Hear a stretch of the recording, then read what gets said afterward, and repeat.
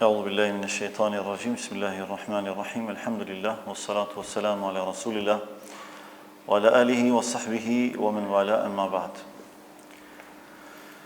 Lavdi, falënderimi dhe adhurimi i takojnë Allahut, krijuesit absolut të gjithësisë, vetëm atij mbështetemi dhe vetëm prej tij kërkojmë faljen e mëkateve tona, mbulimin e tmetave tona si dhe pranimin e veprave tona. Salavatet, selamet dhe përshëndetjet qofshin dhe i takojnë Muhammed Mustafas alayhi salatu wassalam, familjes së tij, shokëve të tij dhe gjithë pasuesve të traditës së tij deri në ditën kur nuk do të ekzistojë më kjo gjësi. Vëllezër nderuar dhe motra të respektuara, siç e dini, javën e kaluar kemi filluar trajtimin e një prej temave të zgjimit të zemrave, konkretisht e kemi titulluar si kur zemra i dorëzohet Allahut. Ekzistojnë disa shenja që dëshmojnë për atë se sa i kemi dorëzuar zemrat tona tek Allahu fuqiplot. E para për tyre është qetësia që ne e ndjejmë dhe e përjetojmë kur gjykohet me gjykim të Allahut. Pra, çdo gjë që ka të bëjë me jetën tonë, normalisht që ne do të detyrohemi me i gjyku veprimet tona me gjykim. Ne si besimtarët të Allahut mundohemi maksimalisht që çdo gjë me gjyku me ajet Kuranit dhe me hadith të Muhammed Mustafas sallallahu alaihi wasallam. Në rregull, a ndjejmë kënaqësi dhe qetësi në momentin kur gjykohemi me ligj të Allahut, kur i gjykojmë çështjet tona me normat të Allahut, me norma hyjnore? A ndjejmë qetësi apo ndodhe kundërta? Nëse ndjejmë qetësi dhe kënaqësi, kjo është për shenjave kryesore që zemrat tona i janë dorëzuar Allahut plotësisht. Nga se besimtari që e dorëzon zemrën e tij plotësisht tek Allahu, ai i jep përparësi kënaqësisë së Allahut para kënaqësisë së tij personale. Dhe për këtë arsye Allahu subhanahu wa taala në ajetin paraprak tregoi qartazi se çdo gjykim që mund të vijë nga autoriteti fetar, që është Kurani dhe Suneti, ai e pranon me kënaqësi. Ai nuk ndjen ngushtësi dhe i dorëzohet Allahut me bindje. Këto janë tre shkallët e dorëzimit plot. Fillimisht, gjykimi ndaj asaj që Allahu thotë, nuk jep përparësi mendimit personal para gjykimit hyjnor. Nga sa e di shumë mirë që çfarë do mendimi që të ketë, është i kufizuar. Ndërkaq, çdo gjykim që vije nga ana e Allahut dhe nga ana e Resulullah është hyjnor, është i plot, është i përsosur. Prandaj thotë, o Allah, çfarëdo gjykimi që të vije nga ana jote, është i mirë së ardhur, edhe pranon me qetësi, edhe pranon me dashamirësi, me lumturi, ndonë se ky gjykim mund ta pengojë atë nga një dashuri e caktuar, një martesë e caktuar, një punësim i caktuar, një shëtitje e caktuar. Gjëra që na ndodhin në jetën e përditshme. Normalisht ne ndërmarrim masa të caktuara për çdo gjë që i përket jetës kësaj bote, edhe për martesë, edhe për punësim, edhe për biznese e kështu me radhë. Nëse ndodhin disa pengesa, edhe ne i trajtojmë ato me bazën e gjykimit të Allahut dhe të Resulullahut sallallahu alaihi wasallam. Dhe nëse rezulton që më e mirë për ne është që të mos e veprojmë një gjë të tillë, po në anën tjetër dëshira jone do, i japim përparësi gjykimit të Allahut para dëshirës sonë, kjo do të thotë që ja kemi dorëzuar plotësisht zemrën tonë Allahut subhanahu wa taala. Pastaj, shenja radhës është kur zemra kthehet më njëherë tek Allahu kur ajo gabon. Ne kur themi zemrat e dorëzuara, nuk po themi zemrat e pagabuara. S'ka zemra të pagabuara. Por zemra e dorëzuar është ajo që kur gabon, më njëherë i kthehet krijuesit të saj. Allahu kur flet për karakteristikat dhe cilësitë e besimtarëve të devotshëm, ndër të tjera thotë: "Walladhina idha fa'alu fahishatan aw zalamu anfusahum." Besimtarëve të devotshëm janë ata të cilët kur veprojnë ndonjë immoralitet, e ka përmend fahisha, walladhina idha fa'alu fahishatan, ndonjë immoralitet caktuar, aw zalamu anfusahum, ose i kanë bërë padrejtësi vetes tyre me ndonjë mëkat caktuar. Dhakarullah, e përmendin Allahun. Pra më njëri kthejnë Allahut. Me çfarë kthimi? E përmendin Allahun, e kujtojnë Allahun ato momente, dhe staghfiru li dhunubihim, edhe kërkojnë falje për mëkatet e tyre. Wa man yaghfiru dhunuba illa Allah. Allah po të kush i fal mëkatet përveç Allah. walam yusirru ala ma fa'alu wa hum ya'lamun. Edhe kurse si ata nuk ngulmojnë në mëkatimet e tyre, edhe nuk vazhdojnë në veprimin e tyre. Pra një prej shenjave të asaj që dëshmon për dorëzimin e plotë të zemrës së një besimtari është kur ai gabon, kthehet tek Allahu. Nuk arsyeton, nuk shfaqson. Pra nuk i thot vetës, hajtë se një herë ki gabu. As nuk i thot vetës, ka ma të këshisis ati. Me një herë e përkujton Allahun. Edhe mundohet që të keqen e vepruar me pastru, me kërkim falje, me pendim të sinqert. Kjo është një prej shenjave që dëshmon për zemrën e dorëzuar plotësisht tek Zoti i gjithësisë. Pastaj edhe Allahu kur i përmend besimtarët të cilët kur atyre u përkujtohet Allahu ronqethen zemrat, kjo tregon që këta besimtarë kanë zemrat e dorëzuara plotësisht tek Allahu fuqiplot, sepse një zemër e dorëzuar plotësisht tek Zoti do të thotë një zemër që e ka kuptuar realitetin e saj, e ka kuptuar që jeta e zemrës së tij edhe funksionimi i asaj zemre varet nga Allahu subhanahu wa taala, jo nga gjallëria jon, por nga Allahu subhanahu wa taala. Nga se gjallëria jon është e kufizuar, por gjallëria e Allahut është e pakufizuar. Gjallëria jon është njerëzore, gjallëria e Allahut është hyjnore. Mbikëqyrja e Allahut ndaj nesh është e përhershme. Ndërsa mbikëqyrja jon ndaj vetes është e përkohshme. Prandaj çdo gjë na kthen tek Allahu subhanahu wa taala. Edhe shenja e tretë është kur zemra e vendos Allahun para dëshirës vet. Ne kemi dëshira të caktuara në jetë që ndikojnë në mënyrë të drejtë për drejtë në mirëqenien tonë. Pra ndikojnë në mënyrë të drejtë për drejtë në mirëqenien tonë jetësore. Por këto dëshira duhet peshohen në Kur'an dhe në Sunet. Pra zatën kjo dëshmon për thellësinë e besimit, në anën tjetër edhe madhësinë e dorëzimit të zemrës së sinqert tek Allahu fuqiplot. Allah thotë wa ma kana li mu'minin wala mu'minatin. Nuk i përket një besimtari dhe një besimtare idha qada Allahu wa rasuluhu amran an yakuna lahumul khiyaratu min amrihim. Që kur Allahu dhe i dërguari i tij vendosin për një çështje të caktuar, ata me dhon mendimin e tyre dhe me kontestu ata. Kjo nuk do të thotë që Islami është kundër dhënies së mendimit. Nuk është kjo. Islami nuk është kundër dhënies së mendimit. Por Islami mëson rendin që duhet me pasta, me ndërtu, rendin jetësor, rendin shoqëror. Dhe Allahu tregon që ekziston një lloj hierarkie që na duhet me ndërtu veprimet tona mbi të. Hierarkia apo në kuadrat e hierarkisë organi më i lartë kush është? Zoti. Prandaj kur Zoti vendos për diçka, pastaj pas Allahut është Resulullahu sallallahu alaihi wasallam, sepse është autoriteti përzgjedhur nga Zoti në tokë, është i dërguari i Allahut në tokë, sallallahu alaihi wasallam. Pra, këta janë në majën e piramidës së hierarkisë. Pas tyre vinë normalisht, pastaj përgjegjësitë tona që i kemi ndaj prindërve, ndaj umarave, ndaj udhëheqësave tonë kështu me radhë. Dhe Allahu thotë nuk i përket një besimtari dhe një besimtare, nuk po thotë një mashkull dhe një femre. Që me dhon mendimin e vet apo me dhon përparësi mendimit vet para gjykimit të Allahut, para vendimit të Allahut. Pse nuk i përket? Sepse kjo çështje ka të bëjë me imanin. Prandaj tha, nuk i përket një besimtari dhe një besimtare. Nuk i përket një mashkull dhe një femre. Sepse kjo çështje është imanore. Jo çdo kush është në gjendje me kuptuar dhe me aplikuar në jetë. Prandaj kur ne japim përparësi gjykimit të Allahut, realisht i kemi dhënë përparësi Allahut. Dhe kjo është një prej shenjave kryesore që dëshmon për dorëzimin e plotë të zemrës së një besimtari para Allahut të plotfuqishëm. Dhe prej argumenteve apo prej haditheve që ndërlidhen me këtë çështje është edhe hadithi ku thot pejgamberi Allahut sallallahu alaihi wasallam la yu'minu ahadukum hatta yakuna hawahu tab'an lima ji'tu bihi.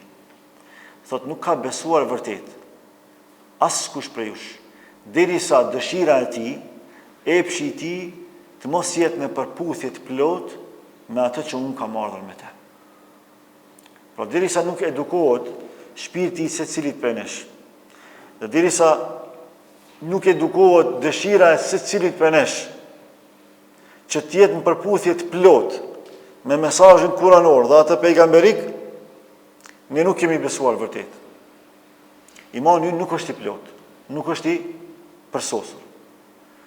Pra besimtari prioritet duhet ta ketë edukimin e dëshirës së tij, të epshit të tij, që të jetë në përputhje të plot me kërkesat e Allahut, në përputhje të plot me urdhrat e Allahut. Prandaj sahabët e nderuar e kanë kuptuar shumë mirë këtë çështje. Edhe vazhdimisht kanë punuar me veten e tyre, kanë punuar me egun e tyre, me unin e tyre. Aq sa edhe në rastet më të vështira të jetës, ata e kanë përdorur edhe imponimin ndaj vetes që mos më lajthit këtë drejtim. Për shembull, kur e ka pranuar Khalid ibn Walid Islamin, edhe kur i ka kuptuar që Allahu ka zbrit ajetet Kuranit për babën e tij, se si ka mu përvlu në zjarë, në Sakar, a i ka thonë mi citot disa herë, i ka thonë shokut vetë, mi citot disa herë këto ajete. Sa herë po i dëgjon, po i dhanë zemra, se bëhet fjalë për babën e vetë, sa ka hyrë në Islam, ka diçka për ignorancës mbetur në zemër, ka thonë prap mi thuj, djeshet i ka ndalë, derisa e ka eduku egon e ti me e pranu këtë fakt.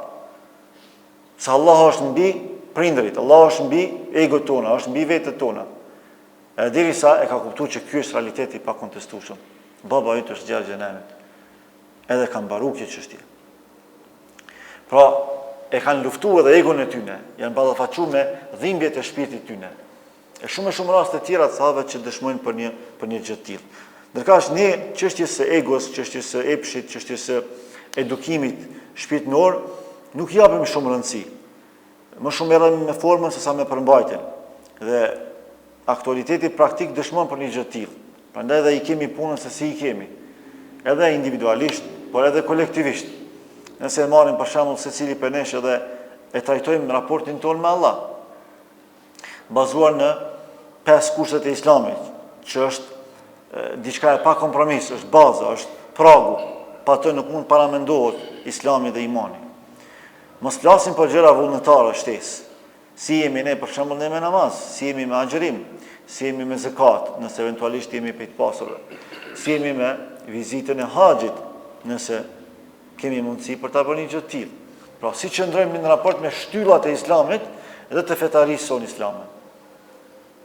Përgjigja dihet, secili e ka përgjigjen vetvete, e din se si është në raport me praktikimin e asaj që Allah urdhron, e që është bazike, është themelore.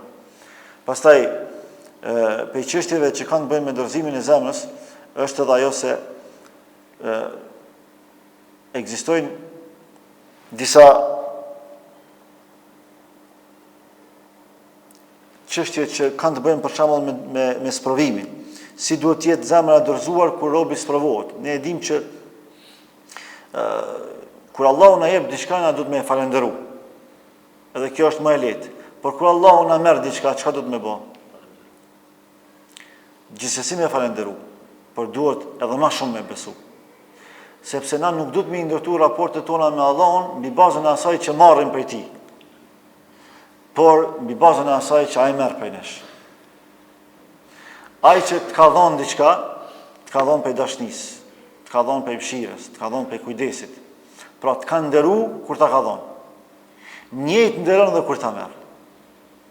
Nuk mund pritet keq për atij që nuk të ka trajtu kur keq. Nga momenti që Allahu ta ka dhënë jetën, a të ka nderu apo të ka poshtru, të ka nderu. Mos flasim kur ta ka dhënë imanin, ta ka pasuru jetën. Nuk ta ka lënë të thatë. Ta ka dhënë orientimin, drejtimin e duhur. Mos flasim për mirësinë e familjes, sidomos kur ajo është besimtare dhe është adhuruese e Allahut subhanahu wa taala. Gjitha këto mirësi, kur ti ka dhënë Allahu, ti ka dhënë pse të don. Ti ka dhënë pse të nderon. E si ka mundësi me mendu dikush që kur ti merr Allahu, nuk duhet me besu Allahun siç e ke besu kur i ke pas ato. Mes nesh dhe mes Allahut duhet të ndërtohet marrëdhënie, dashurie, respekti dhe mirënjohje. Mes nesh dhe mes Allahut nuk duhet lejmë që të ketë ndonjë pengesë të sprovave që mund ta zbej raportin tonë me Allahun subhanahu wa taala. Përkundrazi, sprova duhet të jenë shkak i afrimit tek Zoti fuqiplot. Prandaj kur Allahu merr diçka prej nesh, ne jo që nuk duhet mërzitemi, por duhet të lumturohemi. Normalisht që ne përjetojmë për mërzis natyrale që vije kur ndahemi nga dikush, ose kur e humbim një pjesë pasurisë që kemi fitu me mund, por ajo që na jep lumturinë shpirt është kënaqësia me caktimin e Allahut subhanahu wa taala. Kjo është ajo që te i kalon çdo mërzi, e te i kalon çdo humbje, e te i kalon çdo vujtje, çdo dhimbje. Nëse sprovat kanë ardhur për me na ngrit, sprovat vijnë për me na avancu në jetë. Ne Allah ka treguar qartazi që unë nuk ju premtoj juve jetë pas sprova, por unë ju premtoj zemër dërzuar nëse ju i mbështeteni Allahut. وَلَنَبْلُوَنَّكُمْ بِشَيْءٍ مِنَ الْخَوْفِ وَالْجُوعِ وَنَقْصٍ مِنَ الْأَمْوَالِ وَالْأَنْفُسِ وَالثَّمَرَاتِ وَبَشِّرِ الصَّابِرِينَ. Do të sprovojmë pak me frikë, pak me paksim në pasurinë, familjen, të lashta. وَبَشِّرِ الصَّابِرِينَ, por përgëzoi durimtarët. Prandaj dhimbja e sprovës nuk ban më fsheh, por për dhimbjes së sprovës duhet me kultivu edukat, duhet me kultivu lumturi. Për këtë arsye Allahu i ka sjellë shembujt e pejgamberëve. Për shembull Ajubi alayhis salam, kur është sprovu, është jashtëzakonshme mënyra se si e ka përballuar sprovën e tij. Ne zakonisht kemi prirje me u fokusuar, me u përqendruar tek durimi që ai e ka treguar në sprovë, që është jashtëzakonshëm. E dim shumë mirë që sprovat e ka pas ashtë rënda, sa që nuk i ka punu në organizmin e tij përpos gjuhës edhe zemrës asnjë organ tjetër.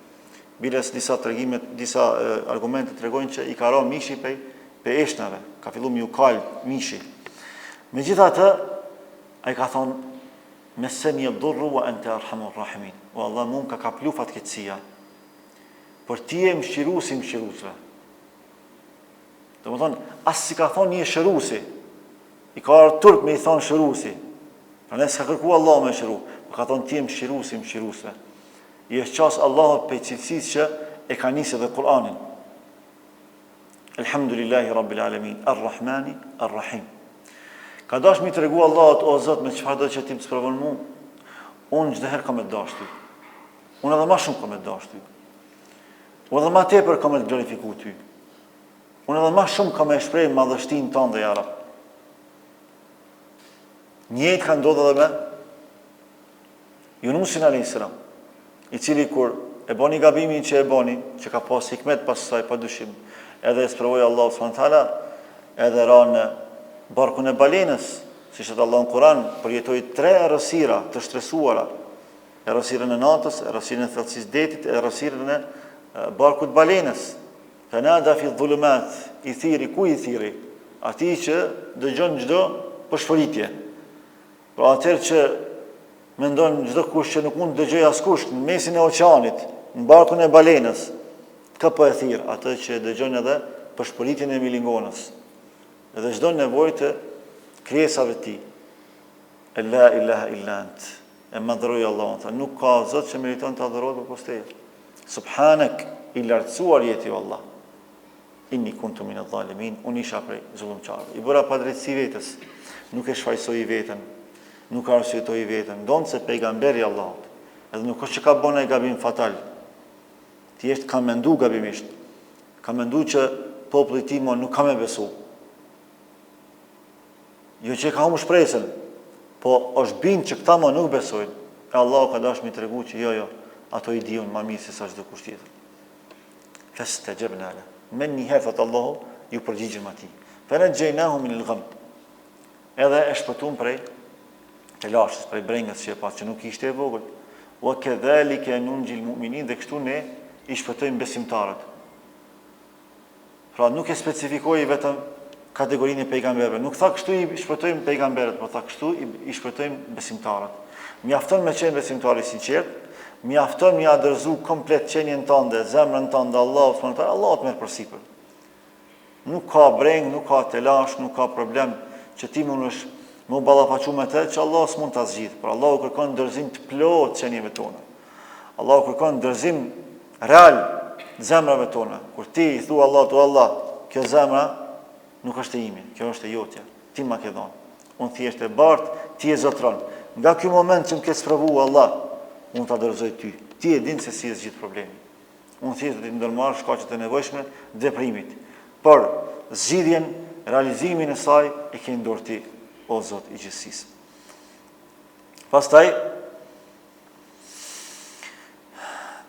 Ekzistojnë disa frute të një zemre që i dorëzohet Allahut. Pra, çdo gjë ka shenjat e veta. Për shembull, kur e shohim pemën që ka plot frute, s'ka nevojë me pyet dikon që a është e gjallë apo e tharë. Dihet mirë. Edhe jeta jonë, veprimtaria jonë ka shenjat e veta. Dhe shenja kryesore që dëshmon për një zemër të dorëzuar tek Allahu është qetësia. Kur ti ndjen një qetësi në shpirt, edhe kur ke, edhe kur s'ke. Qetësi për cilën sot bota lufton pasaj. Bota është në kërkim të qetësisë. Njerëzit nuk kanë qetësi, ju mungon qetësia. Kanë pasuri, kanë fuqi, kanë autoritet, kanë pushtet. Gjitha i kanë edhe famë. Sot shumë lehtë bëhesh i famshëm. Vetëm e bën një budallallëk në rrjetet sociale dhe shumë bëhesh i famshëm. Mund të mrish në katër anët e botës. Por a kanë qetësi këta njerëz? Nuk kanë qetësi. Kush ka qetësi? Vetëm besimtarët e sinqertë kanë qetësi. Alladhina amanu wa tatma'innu qulubuhum bi dhikrillah. Allah thot në kuadër të karakteristikave të besimtarëve është që zemrat e tyre qetësohen me përmendjen e Allahut. Kur e përmend Allahun, thot Allah, kjo ja kënon shpirtin. Edhe në kamje, edhe në skamje, edhe në shëndet, edhe në smundje, edhe në paqe, edhe në luftë. Çdo herë kur thot Allah, zemra e gjen prehjen e vet. Dhe nëse ne ndjejmë këtë qetësi, edhe kur kemi edhe kur s'kemi, dini mirë që zemra jote ju ka dorëzuar Allahu plotësisht. Këto janë shenja të qarta që dëshmojnë për një gjë të tillë. Pastaj, fryti i dytë është liria nga robëria ndaj njerëzve, kur ti pavarësohesh nga njerëzit. Pra, jo në kuptimin e ndërtimit të marrëdhënieve, sepse Islami thret në relacione ndërnjerëzore, thret në shoqërime të tjera, madje thot pejgamberi Allahut, besimtari i vërtetë është ai i cili përzihet me njerëz, socializohet me njerëz, e besa dhe i duron edhe padrejtësitë e tyre, sepse e bën për hir të Allahut, krijon raporte për hir të Allahut, me përçu Islam, me përçu vlera. Pra nuk thot Islami në vetmim nga njerëzit, në izolim nga njerëzit, por thot në pavarësim nga njerëzit, në kuptimin që ti mos me pas nevojë që prehjen tënde, kënaqësinë tënde, zgjidhjen tënde me kërku tek njerëzit, por tek Zoti i njerëzve. Kjo është çështja. Nëse ti ndjen vetvete që je i lirë nga robët e Allahut dhe je plotësisht rob i Zotit të gjithësisë, kjo tregon që zemra jote është dorëzuar plotësisht Allahut. Pra, edhe në nevojat më të mëdha të jetës, kur ti dorëzohesh Allahut, edhe i thua o Zot, un kam nevojë për këtë, un kam nevojë për këtë zgjidhje, un kam nevojë për shërim, un kam nevojë për përkrahjen tënde ya Rab. Ja dorëzon plotësisht çështjen tënde Allahut, me tërë qenien tënde. Kjo tregon që ti je çliruar nga nevoja njerëzore. Dhe ja ke dëshmuar Allahut plotësisht nevojën hynore. O Allah, un jam lazëm veç për ty. Un kam nevojë vetëm për ty. Se askush përpos teje s'mund të më bëj zgjidhje. Çlirimi nga çdo lloj nevoje njerëzore. Pastaj Allahu thot në Kur'an, ja ayyatuha an-nafsu al-mutma'inna. O shpirt i qetësuar. Shpirti më i ngritur, shpirti më i formuar është shpirti i qetësuar. Irji'i ila rabbiki radiyatan mardiyya. Ktheu tek Allahu, tek Zoti yt, edhe si shpirt i kënaqur ndaj vetvetes, por edhe si shpirt që Zoti është i kënaqur ndaj tij. Kjo është madhështore. Pra përpos që ti ke me shku tek Allahu si i kënaqur, Allahu është i kënaqur me shpirtin tënd. Fadkhuli fi ibadi wadkhuli jannati. Andaj hyni tek robërit e mi në xhenet, hyni në xhenetin tim thot Allahu. Mirë. A mund të jetë i qetë një shpirt nesër në ditën e gjykimit dhe në xhenet nëse nuk përjeton qetësi në jetën e kësaj bote? Nuk mund të jetë i qetë. Derisa nuk ndjen kënaqësi dhe qetësi në përmendjen e Allahut, derisa nuk ndjen kënaqësi dhe qetësi në kryen e ritualeve të përcaktuara nga Allahu, derisa nuk ndjen qetësi edhe në sprovat më të mëdha të jetës, kur Allahu sprovon me to, derisa nuk ndjen kënaqësi dhe qetësi edhe në kënaqësitë më të mëdha të jetës, për hir të Allahut, për hir të Zotit të gjithësisë, ky njeri nuk mund të kthehet tek Allahu si shpirt i qetë. Nuk mundet. Nëse Allahu e ka ndërlidh qetësinë e jetës për temën me qetësinë e jetës kësaj bote. Prandaj është shpirti më i ngritur. Pastaj është kënaqësia me caktimin e Allahut. Çfarë do të Allahu cakton për ty? Prej karrierës, prej shëndetit, prej pamjes, prej pasurisë, për çdo gjë që ka të bëjë me jetën tënde. Dhe ti thua alhamdulillah. nuk e prish zemrën. Thua alhamdulillah. Kjo është për fytyve kryesore të dorëzimit të zemrës tek Allahu, tek Zoti i gjithësisë. Normalisht teorikisht edhe e gojarisht kjo është shumë e lehtë me thonë, por kjo dëshmohet atëherë kur ne sprovojmë. Kur atëherë kur Zoti të jep diçka në posedim që s'e ke pas, sprovon. Apja atribon këtë sukses, këtë mirësi Allahut apo vetes. Në anën tjetër, atëherë kur Allahu të merr diçka prej sukseseve tua, prej kënaqësive tjetër së bote. Apo i kthehesh Allahut me mendim të mirë, me përkushtim, apo po dëshpërohesh nga jeta. Atëherë kur ne përjetojmë prej këtyre kënaqësive, edhe kur kemi edhe kur s'kemi, realisht dëshmojmë për atë se zemra joni është dorëzuar Allahut subhanahu wa taala. Prandaj tha pejgamberi Allah, dhaqa ta'ma al-imani man radiya billahi rabba wa bil islami dina wa bi Muhammedin sallallahu alaihi wasallam nabiyya. Tha e ka shijuar ëmbëlsinë e imanit, sepse imani ka shije, imani ka ëmbëlsi, tha e ka shijuar ëmbëlsinë e imanit ai i cili e ka pranuar Allahun për Zot, e ka pranuar Islamin për fe, edhe Muhammed Mustafan sallallahu alaihi wasallam për pejgamber. Nuk mund me u dorëzu zemra plotësisht tek Allahu derisa nuk plotësohet ky trinom. Me besu Allahun për Zot, me besu Islamin për fe dhe Muhammed Mustafan për pejgamber. Që do të thotë, çdo gjë që vjen nga Allahu prej Kuranit, çdo gjë që vjen nga Muhammed Mustafaja prej Sunetit, çdo gjë që e përmban Islamin në tërësi, duhet me na përshtat në zemër. Edhe nëse e kundërshton epshi ynë, edhe nëse e kundërshton dëshira jonë. Nëse e ndjejmë një gjë të tillë, atëherë mund të themi se zemra joni është dorëzuar Allahut subhanahu wa taala. Për fund, dorëzimi nuk është fundi i rrugës, por është fillimi i jetës reale, i jetës me Allahun subhanahu wa taala. Pra, kur zemra i dorëzohet Allahut, atëherë fillon me ndje lumturi, atëherë fillon me kuptu që asgjë nuk funksionon pa mbështetjen tek Allahu, asgjë nuk funksionon pa bekimin e Allahut subhanahu wa taala. Kur zemra i dorëzohet plotësisht Zotit, fillon jeta e re, fillon jeta që i kupton edhe rrethonat, i kupton edhe problemet, edhe me pa durim pret takimin me Allahun subhanahu wa taala. Pra kjo jetë i bëhet rëndesë, ndërka që jeta e përteme i bëhet kënaqësi. Ndonse nuk e ka pa, ndonse nuk ka përjetu, po mjaftojnë informacionet e Allahut që i ka dhënë për to, për jetën e asaj bote, për banorët e asaj jete, për xhenetin e Allahut, për takimin me Allahun. Pra krijohet një lloj mallëngjimi me takimin me Zotin fuqiplot. Allahu thon Kur'an: "Wa man ahsanu dinan mimman aslama wajhahu lillah wa huwa muhsin." Kush e ka fen më të mirë se sa ai i cili e dorëzon qenien e tij tek Allahu, wa huwa muhsin, duke qenë bamirës, wattaba'a millata Ibrahima hanifa, edhe e pason fen e pastër të Ibrahimit. Dhe në fund thot: "Wattakhadha Allahu Ibrahima khalila." E Allah Ibrahimin e ka marrë për shok, e ka bërë mik. Kjo ajet tregon që kur i dorëzohet qenia jonë, zemra jonë, Allahu subhanahu wa taala, ne krijojmë jo çfarë do marrëdhënie me të, por krijojmë miqësi me Allahun. Kur Allahu krijon miqësi me ty, që është vlera më e lartë që mund të ekzistojë. Prandaj Ibrahim alayhis salam ndonë se ishte i vetëm. Pastaj me pak familjarë që e besuan Allahun, me shumë probleme shoqërore, me shumë padrejtësi nga udhëhecit e popullit të tij. Por ai i u dorëzua Allahut plotësisht, prandaj e fitoi gradën e mikut të Allahut, Khalilullah. Sepse kur ti ja dorëzon kauzën tënde, çështjen tënde, qenien tënde, zemrën tënde Allahut, ti ke sakrifiku. Ti ke dhënë shumë për Allah, prandaj Allahu si kompenzim ta jep miqësinë me të.